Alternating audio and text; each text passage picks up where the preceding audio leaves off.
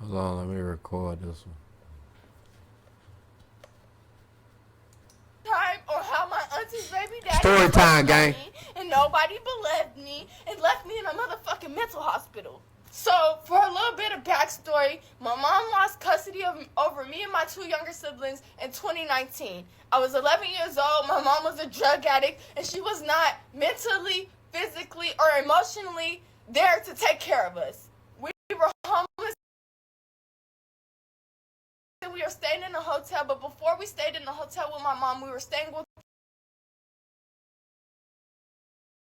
one of my friends, me and my two younger siblings.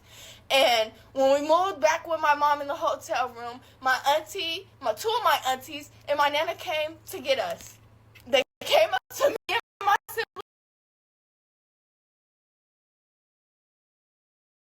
at school, pulled us out of school, and took us back to the hotel room with my mom and told us to get all of our shit because we were not going to be with my mom no more.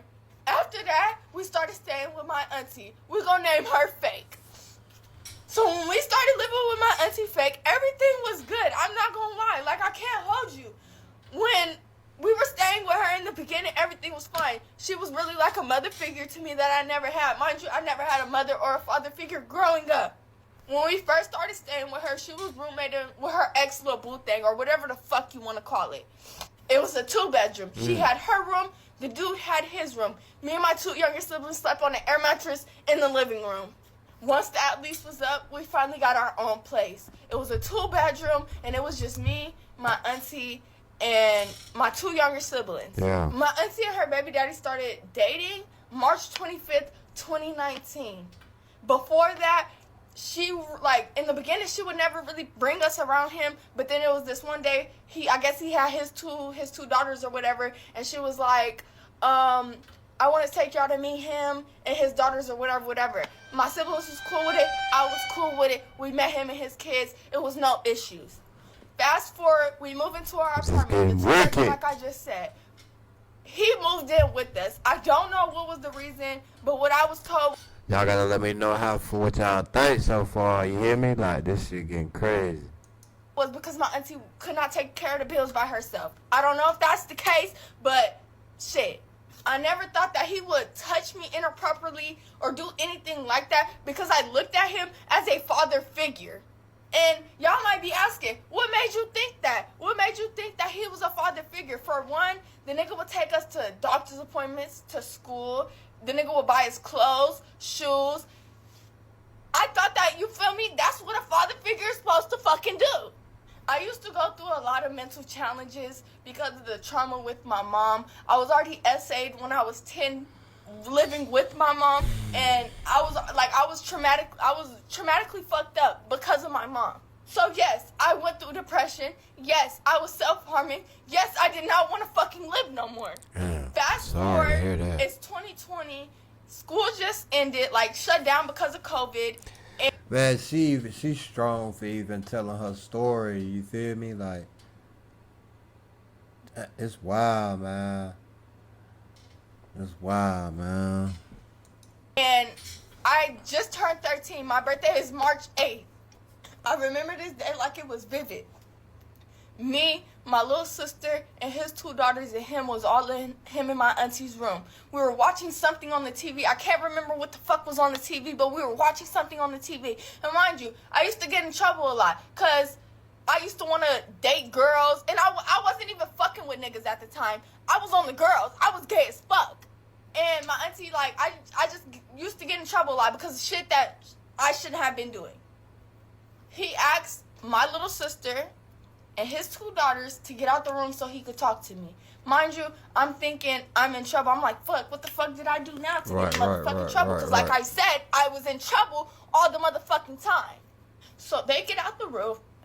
He closes the door and he locks it. I'm standing. You can tell she hurt. You feel me? Like, she really hurt. Up at this point, I'm like, what's going on? Like, what did I do? Because, like I said, I used to get in trouble a lot. So I'm like, what the fuck did I do? What the fuck do you have to talk to me about? And he's like, oh, it's okay. I just want to chill with just you. You can lay back down, da-da-da. In my head, I'm just like, what the fuck? Like, okay. So I lay back down on my auntie's side, but I wasn't laying all the way fucking down. I was sitting the fuck up like this. Right. So we're still watching whatever the fuck is on the TV, and I'm starting to get uncomfortable, but he won't let me get out the room.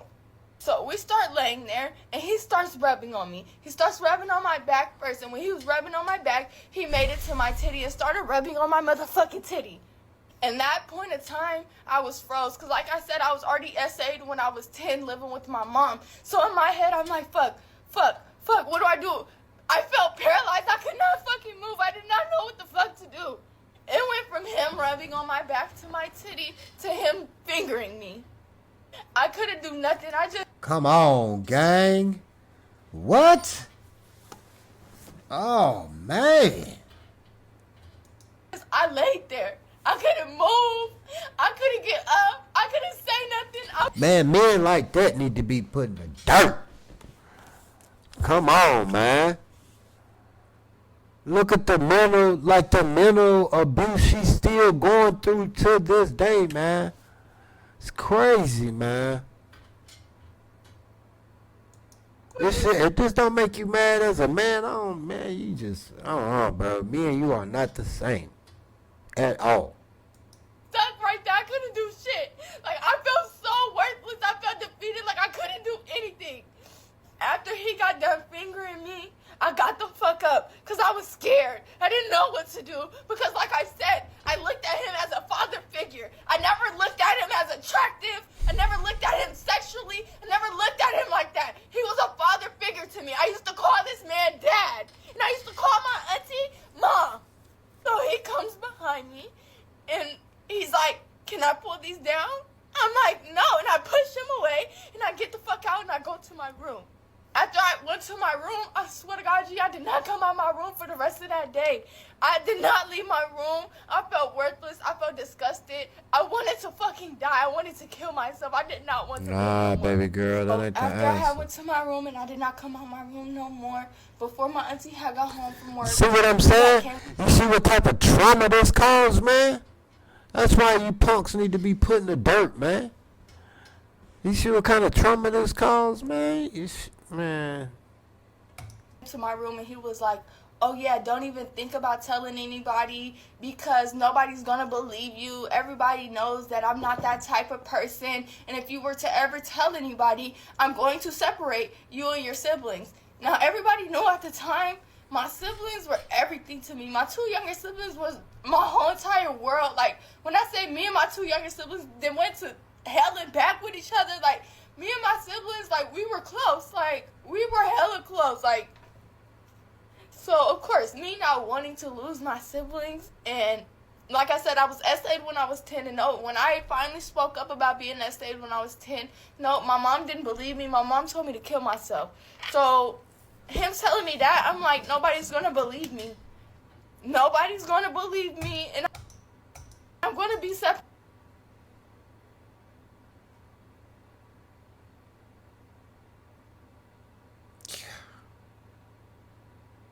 Can't even turn to her own mama.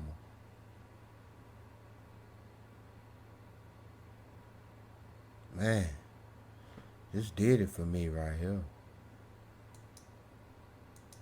Separated from my siblings. So, I stayed quiet for 3 years. I didn't say, no, I think it was like 2.5, almost 3 years. I did not say anything. I didn't say nothing. But during this time, I'm mentally destroying myself.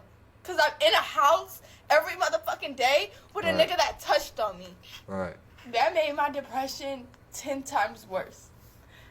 I was self-harming 2 or 3 times a day. See what I'm saying, man? Doing shit that it wasn't me. I wasn't myself. I wasn't happy. I wasn't any of that. My only escape was school. I would do sports. I would do anything to distract myself. I was an honor student, avid. I was like, school was my distraction. It came a point where it was summertime, and my school had like this summer program for whether if you needed credits or you just needed to get out the house during summer. And my case was I needed to get the fuck about that house during the summer. I had every credit that I need I was a straight A student. Like, I had everything that I needed. I just needed to get the fuck up out that house. Like I said, I was big in sports. So, me and two of my friends at the time, we were playing volleyball. And I had got hella hot, forgetting that I had cuts on my wrist. I took my jacket off, and my guidance counselor had seen that I had cuts on my wrist, and he had asked me. He said, "What is that?" And I tried to lie to him. I said, "Oh, the dog scratched me, and I had scraped my arm on the wall." He knew I was lying. And I'm not gonna lie, that man saved me.